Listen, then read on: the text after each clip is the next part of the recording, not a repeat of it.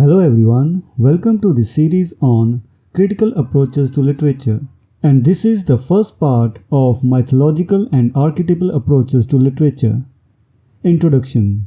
In The Masks of God, Joseph Campbell recounts a curious phenomenon of animal behavior where newly hatched chickens, even with bits of eggshells still clinging to their tails, react to the shape of a hawk by darting for cover, while remaining unaffected by other birds.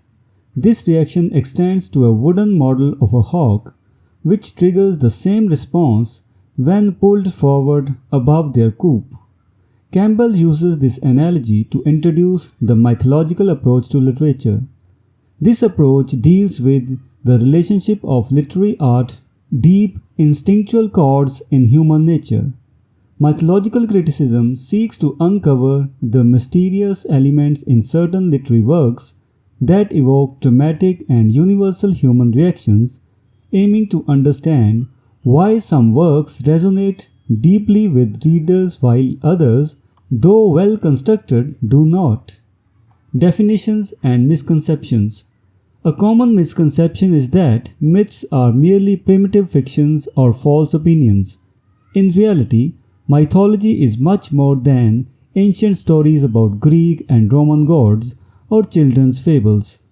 Myths are symbolic representations of a deeper reality, reflecting the fundamental aspects of human existence and consciousness.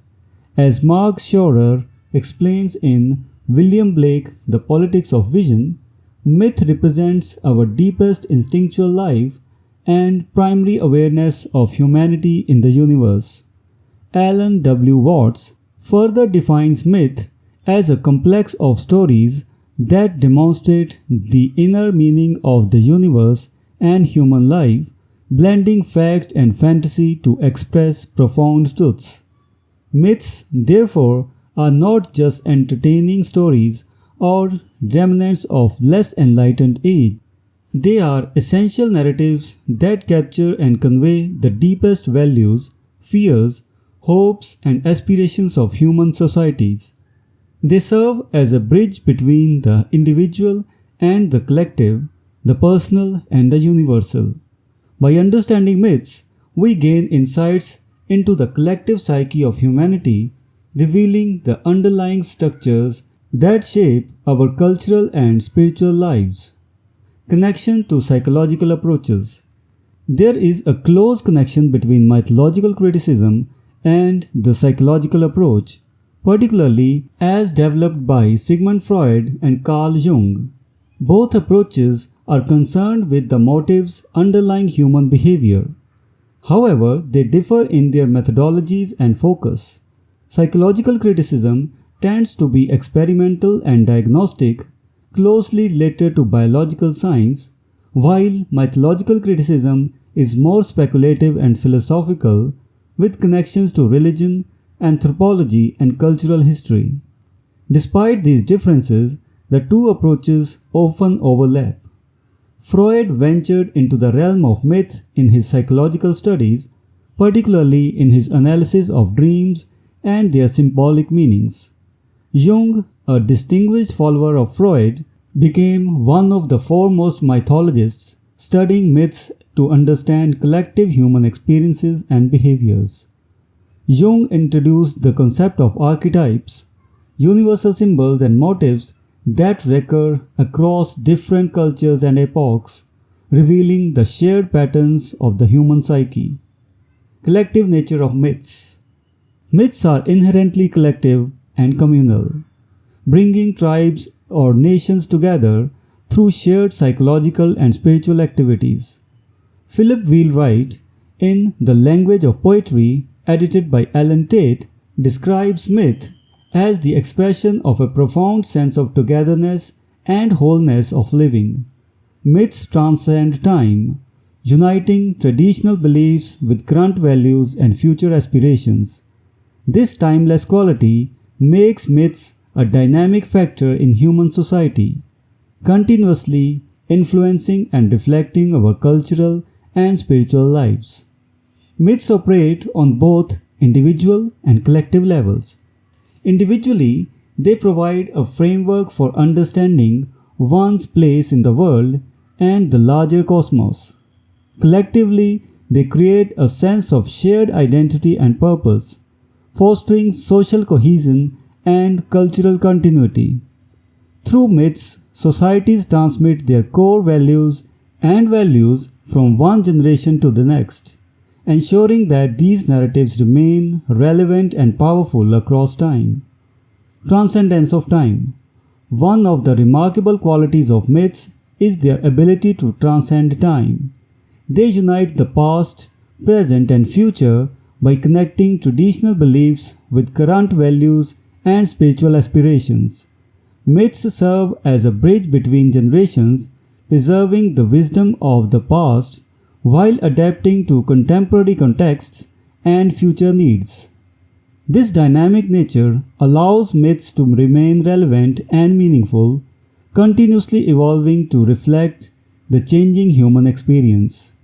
For example, the myth of the hero's journey, as analyzed by Joseph Campbell, appears in various forms across different cultures and historical periods. This archetype captures the universal human experience of growth, struggle, and transformation.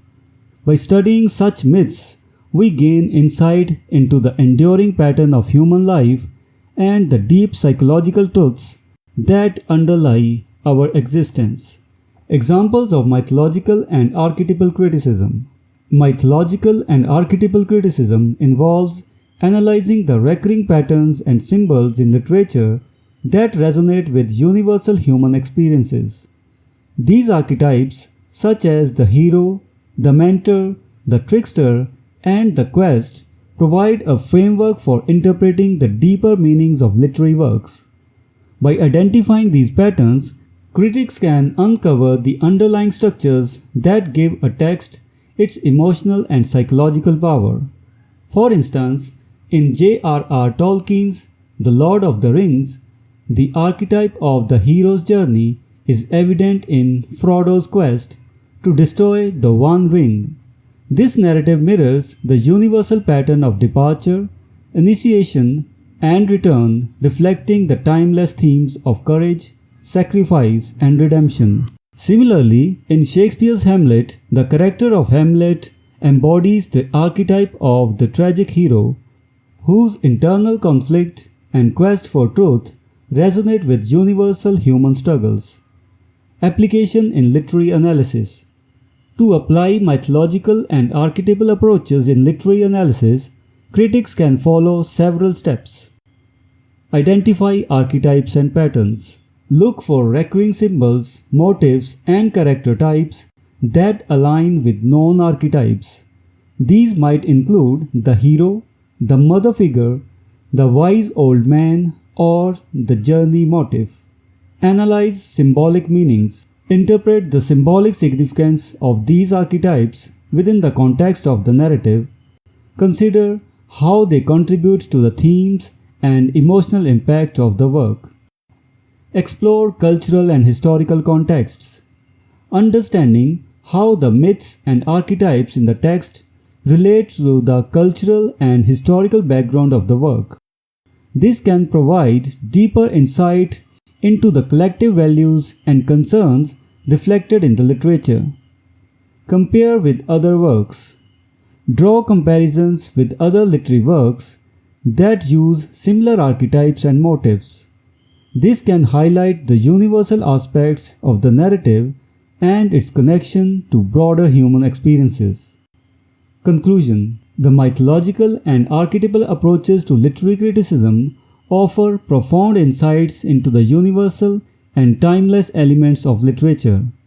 By exploring the deep psychological and communal aspects of myths, critics can uncover the underlying structures that resonate with human nature across cultures and eras. This approach not only enhances our understanding of individual literary works, but also offers a broader perspective on the collective human experience.